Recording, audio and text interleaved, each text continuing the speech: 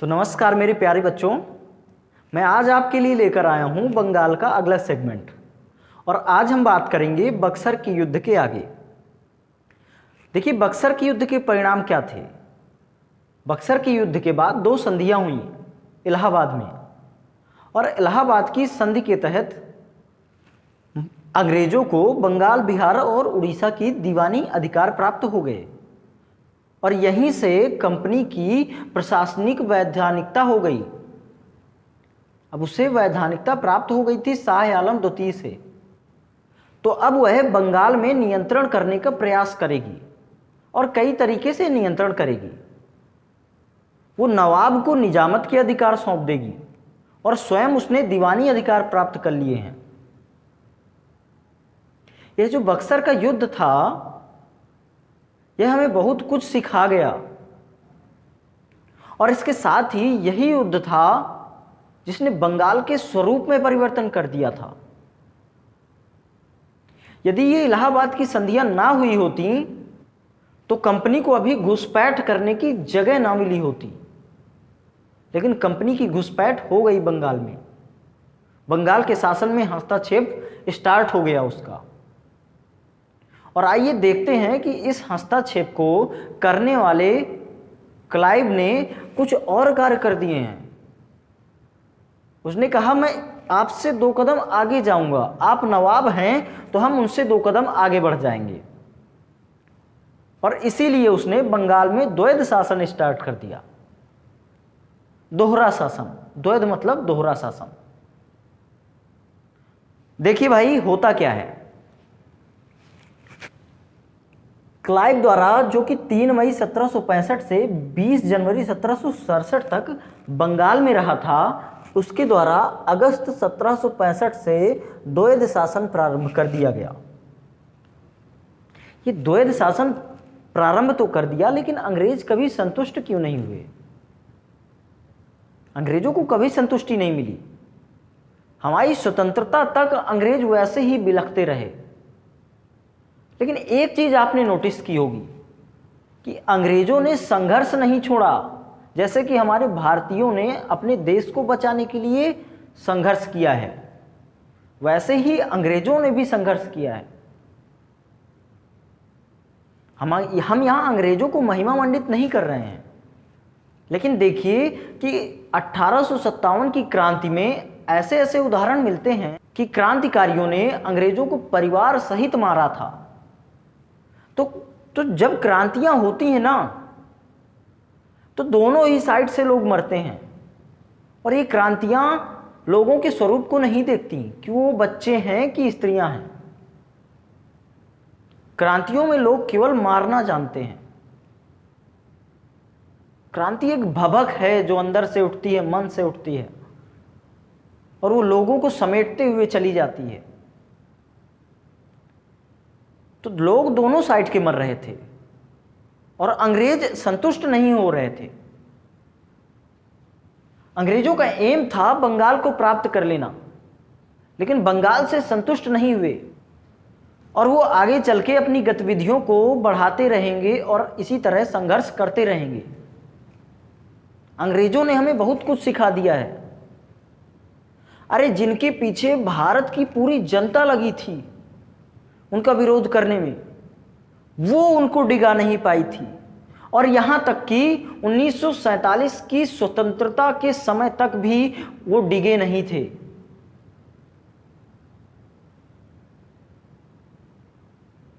स्वतंत्रता अधिनियम जब पास हुआ तो उन्होंने कहा कि यदि भारतीय चाहें तो इसे कैंसिल कर सकते हैं।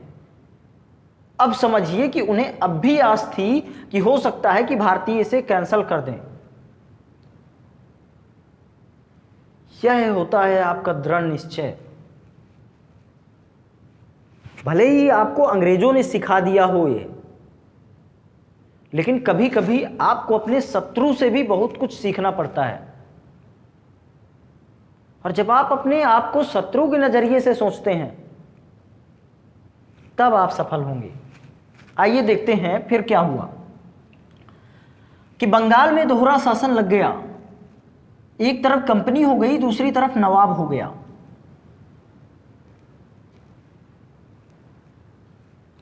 जो कंपनी के कोर्ट ऑफ डायरेक्टर्स थे उन्होंने कंपनी को सुझाव दिया था कि जो कलकत्ता की परिषद है और उसका प्रधान है वो दोनों मिलके बंगाल, बिहार और उड़ीसा पर अधिकार कर लें और वहाँ की दीवानी अपने हाथों में ले लें, और जो प्रधान होगा वो मुख्य दीवान बन जाएगा। इस तरह कोर्ट ऑफ डायरेक्टर्स ने कहा था और उसी के तहत दीवानी ले ली गई थी। अब देखेंगे कि कंपनी के पास दीवानी आ गई और नवाब के पास प्रशासनिक कार्य आ गए। यह दीवानी इन्होंने शाह आलम द्वितीय से ली थी, शाह आलम द्वितीय से, और ये निजामत इन्होंने नजीमुद्दौला को दे दी थी। सर ये जो निजामत है यह पुलिसिंग है और पुलिसिंग के साथ साथ ये न्याय प्रदान करना है, लेकिन ये जो न्याय होगा यह केवल अपने लिए दे सकता है। यह नवाब अपने राज्य के लोगों के लिए दे सकता है, लेकिन अंग्रेजी लोगों के लिए न्याय नहीं कर सकता। अभी भी हाथ बंधे हुए हैं इसके। और देखिए इस निजामत के नीचे, इस नवाब के नीचे अभी नायब सूबेदार बैठा हुआ है और वो नायब सूबेदार भी इस पर रिस्ट्रिक्शन करेगा। तो ये नवाब जो है ये हाथों की कठपुतली बन गया। फिर देखिए कि नवाब एवं कंपनियां दोनों अलग अलग शक्तियां थीं, दोनों को अलग अलग अधिकार प्राप्त थे।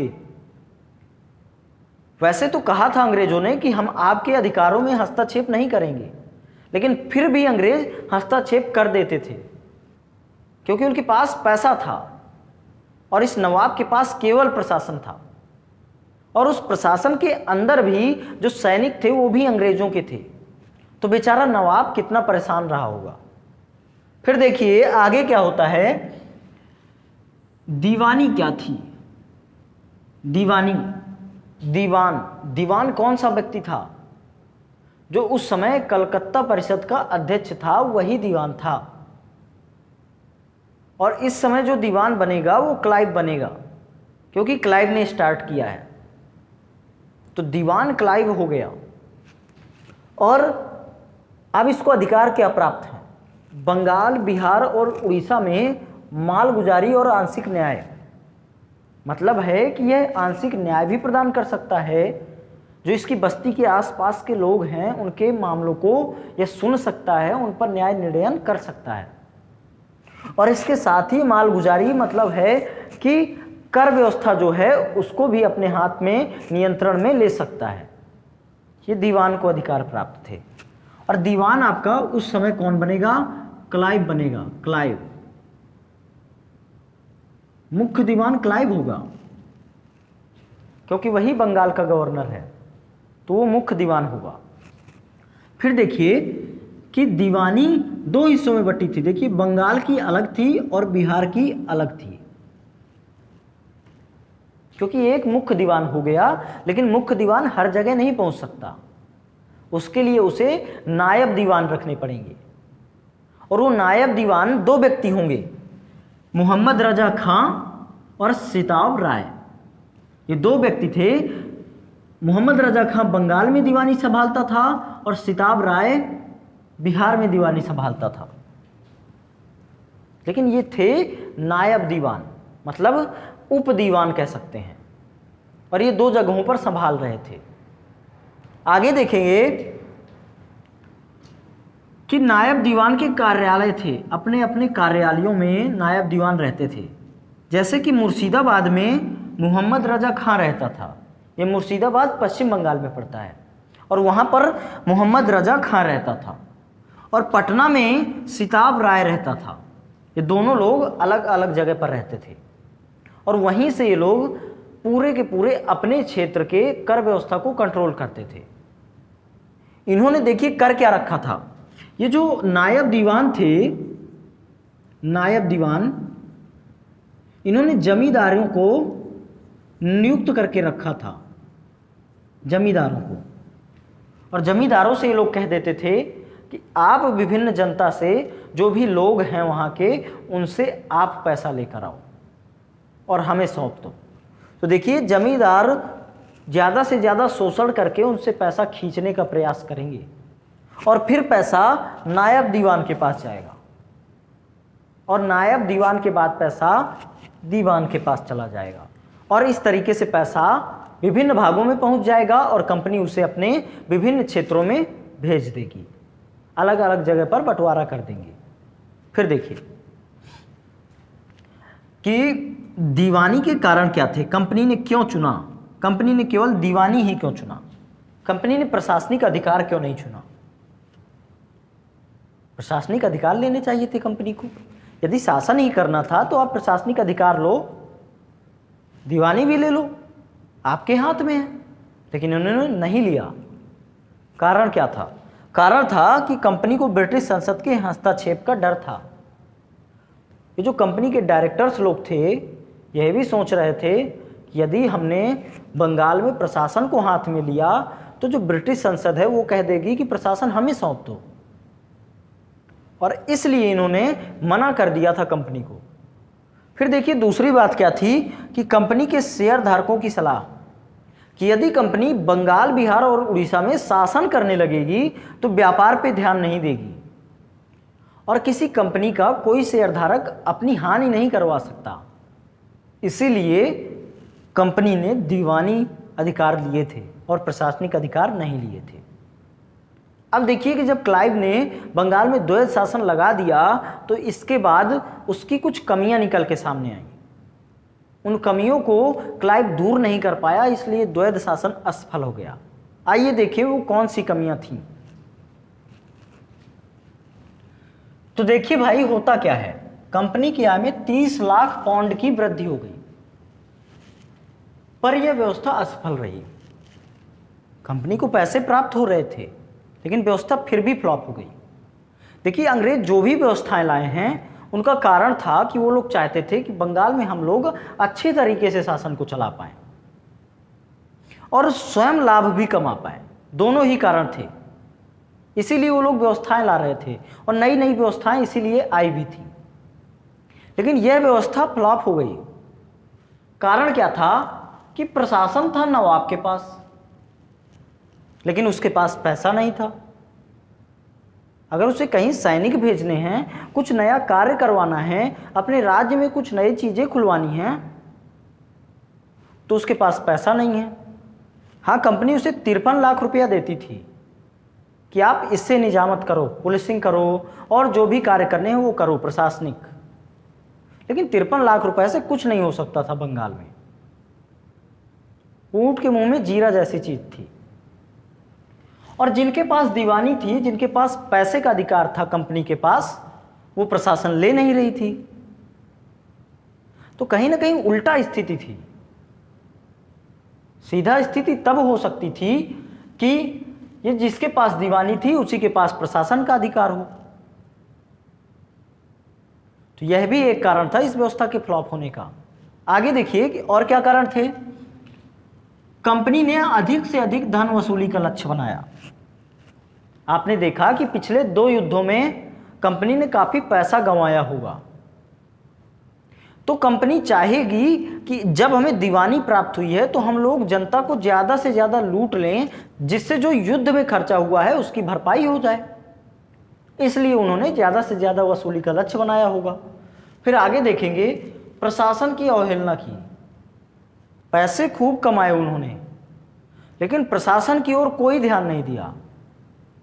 जिसका काम वही करे, इसी हालत में उन्होंने छोड़ दिया। और जब नवाब को पैसा प्राप्त नहीं हो रहा है तो क्यों ध्यान देगा प्रशासन पर। और इस तरीके से प्रशासनिक व्यवस्था भी बिगड़ती चली गई। तो बंगाल की प्रशासनिक व्यवस्था में सुधार नहीं हो पा रहा था। यह भी कारण था द्वैध शासन के फ्लॉप होने का। आगे देखेंगे कि नवाब की आज्ञाओं का उल्लंघन। अंग्रेजों को शक्तियां प्राप्त हो गई थी, धन संबंधी शक्तियां।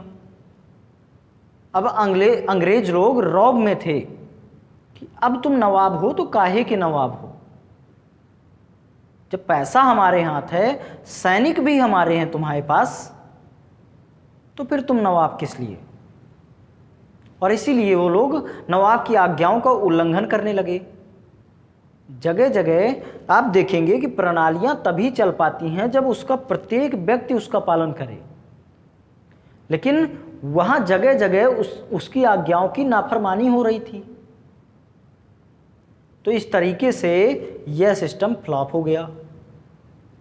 आगे देखेंगे कि जमींदारों द्वारा कृषकों का शोषण, यह भी एक खतरनाक बात साबित हुई कि जो दीवान बैठे थे बंगाल में, बिहार में, उन्होंने जमींदारों को अधिकार दे दिया था और जमींदार कृषकों से ज़्यादा वसूलेंगे, फिर बीच में खुद खाएंगे और खुद खाने के बाद देंगे नायब दीवानों को, और नायब दीवान खाएंगे तब जाके अंग्रेजों को देंगे। तो चूंकि अंग्रेज ये तो नहीं कह देंगे कि अरे तुम जितना तुम्हें प्राप्त हो रहा हो उतना ही ले आओ, वो भी कुछ एम रखेंगे कि हमें इतना रुपया चाहिए। एग्जाम्पल के तौर पर मान लेते हैं कि हमें 50 लाख रुपया चाहिए, 50 लाख रुपया चाहिए, तो 50 लाख से ज़्यादा की वसूली करेंगे जमींदार, तभी तो खा पाएंगे ना। वो लोग कर देंगे 70-80 लाख की, 30 लाख खुद खा लेंगे, 50 लाख कंपनी को दे देंगे। तो इस तरीके से होगा। तो इसीलिए कृषकों का ज़्यादा शोषण हो रहा था। आगे देखेंगे बंगाल के उद्योगों पर नकारात्मक प्रभाव पड़ा। इसने नकारात्मक प्रभाव डाला। देखिए, कंपनी जब इस दौर में थी कि ज़्यादा से ज़्यादा लूटा जाए, तो उसने व्यापार को भी तबाह करने का कार्य किया। उसने लोगों के घरों में पहरा बैठाया, लोगों को स्पेसिफिक चीज़ों की खेती करने के लिए बाध्य किया कि आप हमारी ज़रूरतों की चीज़ों की खेती करिए, आप अपनी ज़रूरतों की ना करिए। जब किसान अपनी ज़रूरतों की खेती नहीं करेगा तो किसान को लाभ नहीं होगा। उसी तरह जब उद्योग अपनी ज़रूरत की चीज़ें नहीं बनाएंगे तो फिर उनको भी लाभ नहीं होगा। और फिर उसमें अंग्रेज़ों के रिस्ट्रिक्शन अलग से कि वो लोग अभी व्यापारिक रिस्ट्रिक्शन लगाए हुए हैं कि किसी को सामान नहीं बेचोगे हमारे अलावा, और बेचोगे तो शारीरिक यातनाएं पाओगे। और क्या था, और ये लोग यहाँ से कच्चा माल ले जा रहे थे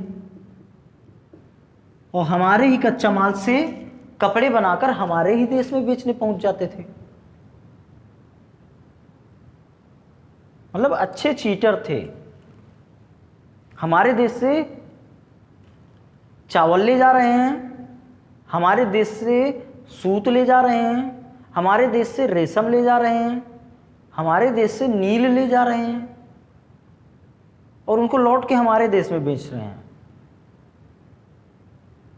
तो यह भी कारण था कि उद्योग चौपट होने लगे, क्योंकि अंग्रेज लोग रिस्ट्रिक्शन ज़्यादा लगा रहे थे। आगे देखिए, बेरोजगारी का जन्म हुआ।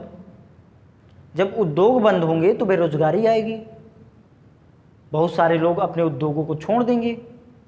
क्यों करेंगे ऐसे उद्योगों को जिनमें उनको लॉस होगा? इसलिए उन्होंने उद्योग छोड़ दिए, जिससे बेरोजगारी आ गई। फिर आगे देखेंगे, शिल्पियों का व्यापार पलायन हो गया। अब जो अच्छे अच्छे शिल्पकार रहे होंगे उन्हें तो अंग्रेजों ने प्रतिबंध लगाकर उनके मुंह को बंद कर दिया, उनके कार्यों को छीन लिया।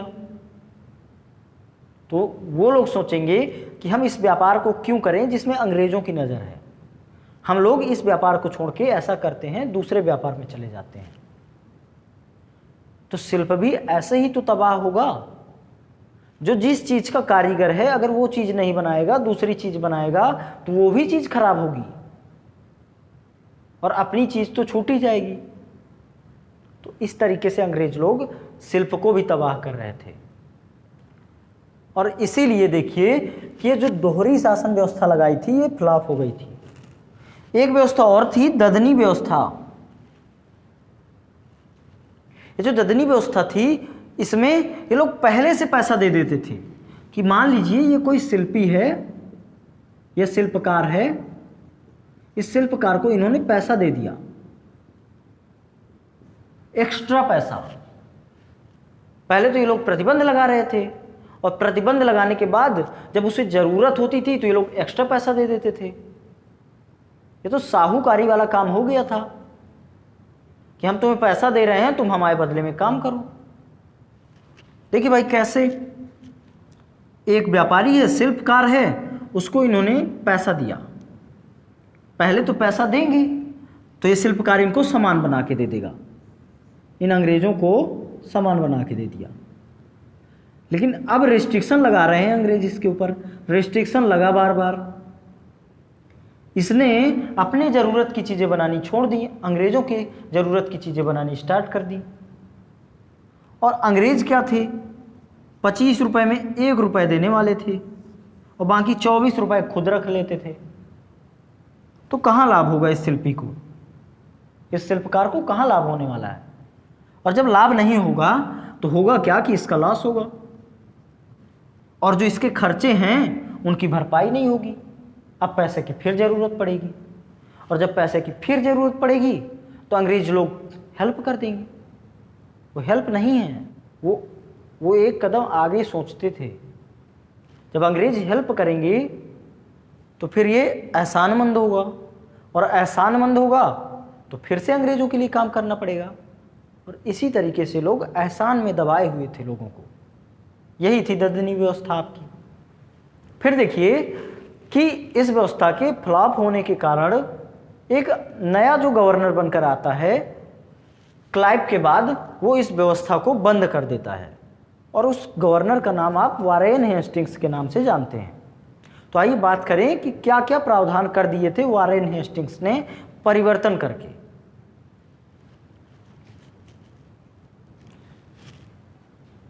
तो देखिए भाई, 1772 में वारेन हेस्टिंग्स द्वारा द्वैध शासन का अंत कर दिया जाएगा, और रद्द करने का कारण इसने दोषों का निराकरण बताया था कि जो द्वैध शासन के दोष हैं मैं उनको दूर करना चाहता हूं। और दूर करने के कारण इसने धीरे धीरे करके सभी चीज़ों को हटा दिया जो कि द्वैध शासन में लाई गई थी। इसने शासन का संपूर्ण दायित्व तो अपने हाथों में ले लिया।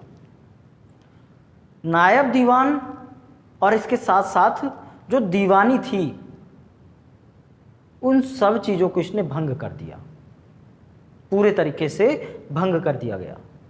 आगे देखिए, मुर्शिदाबाद व पटना के राजस्व बोर्ड समाप्त कर दिए गए। ये राजस्व बोर्ड बनते थे नायब दीवान और उसके सहायकों से मिलकर, और दोनों जगह देखिए थे, मुर्शिदाबाद में और पटना ने, और इन दोनों को ही समाप्त कर दिया इसने। आगे देसी समाहर्ताओं के स्थान पर अंग्रेजी कलेक्टर, वो जो जमींदार लोग कृषकों को लूटने का काम कर रहे थे उनको अब हटा दिया गया। अब चूंकि वो व्यवस्था भी ये लोग हटा रहे हैं, इसलिए अंग्रेजी कलेक्टर अब नियुक्त किए जाएंगे और वो लोग कलेक्ट करेंगे। अंग्रेजी कलेक्टर इसलिए नियुक्त किए जाएंगे क्योंकि वो लोग अंग्रेजी कंपनी की बात मानेंगे और बीच में ज़्यादा लूट खसोट नहीं करेंगे। आगे देखेंगे कि 1773 के एक्ट ने बंगाल के गवर्नर को गवर्नर जनरल बना दिया। जो 1772 में वारेन हेस्टिंग्स बना था बंगाल का गवर्नर, उसको 1773 के रेगुलेटिंग एक्ट द्वारा 1774 ईस्वी में बंगाल का गवर्नर जनरल बना दिया गया। और उसके अंतर्गत देखिए कि सभी प्रेसिडेंसियां, जैसे कि प्रेसिडेंसी कौन सी, बॉम्बे और मद्रास, ये दोनों ही प्रेसिडेंसी उसके अधीन हो गई थी।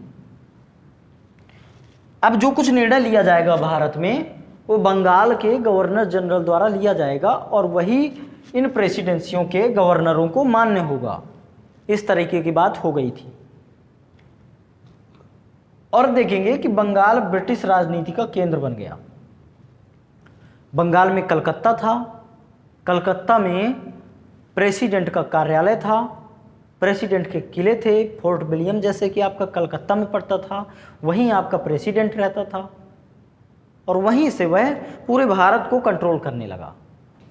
आगे देखेंगे कि बंगाल के नवाब को शासन से मुक्त कर दिया गया। जो बंगाल का कठपुतली नवाब था, जो प्रशासन संभाल रहा था, तो अब वारेन हेस्टिंग्स ने आकर उसको कहा कि अब तुम रेस्ट करो, पेंशन पर तुम घूमने निकल जाओ या पेंशन पर गुजारा करो, और हम लोग बंगाल के शासन को संभाल लेंगे, अब तुम्हारी ज़रूरत नहीं है। और इस तरीके से बंगाल पर पूर्ण नियंत्रण ले लिया कंपनी ने। अब प्रशासनिक अधिकार भी हैं, कौन कौन से? प्रशासनिक अधिकार भी हो गए कंपनी के पास, और इसके साथ साथ आपके राजस्व अधिकार भी हो गए। राजस्व वसूली और प्रशासनिक दोनों अधिकार हो गए। तो इसका मतलब है कि बंगाल पर पूर्णतः नियंत्रण हो गया कंपनी का। आगे देखेंगे कि जीबी मैकाले हैं, एक व्यक्ति हैं जिन्होंने भारतीय दंड संहिता लिखी थी। भारतीय दंड संहिता अपने हाथों से लिखी थी, इसीलिए पांडुलिपि कहते हैं। तो इन्होंने पांडुलिपि लिखी थी दंड संहिता की, और इन्होंने कहा है कि EIC मतलब ईस्ट इंडिया कंपनी एक असंगति है, एक बुराई है ईस्ट इंडिया कंपनी। लेकिन चूंकि हम देख रहे हैं कि यह जो कंपनी है ये उसी व्यवस्था का हिस्सा है जो पूरी की पूरी बुरी है। मतलब है कि यह कंपनी ब्रिटिश व्यवस्थाओं का हिस्सा है, और वह तो उस समय उपनिवेशवादी रूप में लगा हुआ था। तो जब इस तरीके के तौर तरीके चल रहे थे, इसीलिए इन्होंने कहा है कि सब कुछ असंगत है, मतलब वो पूरा का पूरा बुरा है। जो ब्रिटिश का साम्राज्य है ये पूरा ही बुरा है। तो दोस्तों इस तरीके से हमने सीख लिया कि द्वैध शासन क्या था, द्वैध शासन के क्या प्रावधान थे, और द्वैध शासन का अंत किसने किया और कारण क्या थे। तो आप इसी तरह योग इंस्टीट्यूट के साथ जुड़े रहिए, और योग इंस्टीट्यूट चैनल को लाइक करिए, शेयर करिए, सब्सक्राइब करिए, कमेंट करिए, और अपना प्यार एवं सपोर्ट यूं ही बनाकर रखिए।